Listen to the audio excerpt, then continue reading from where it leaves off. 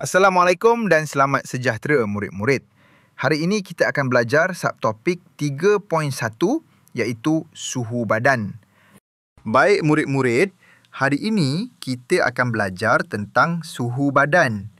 Untuk mengukur suhu badan, kita menggunakan alat yang dipanggil termometer.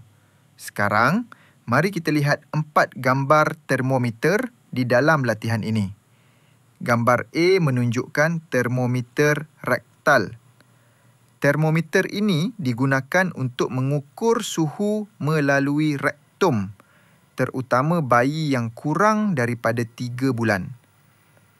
Gambar B menunjukkan termometer inframerah.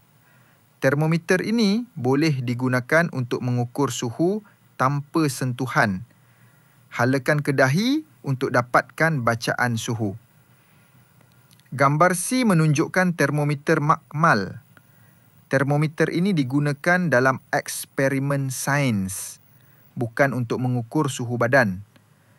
Termometer ini dapat mengukur suhu dalam julat, negatif 10 darjah Celsius hingga 110 darjah Celsius. Gambar D menunjukkan termometer klinik.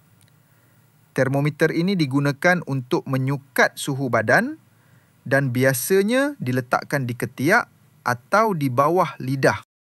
Kesimpulannya, terdapat pelbagai jenis termometer dengan cara penggunaan yang berbeza, tetapi tujuan utamanya sama, iaitu untuk mengukur suhu badan.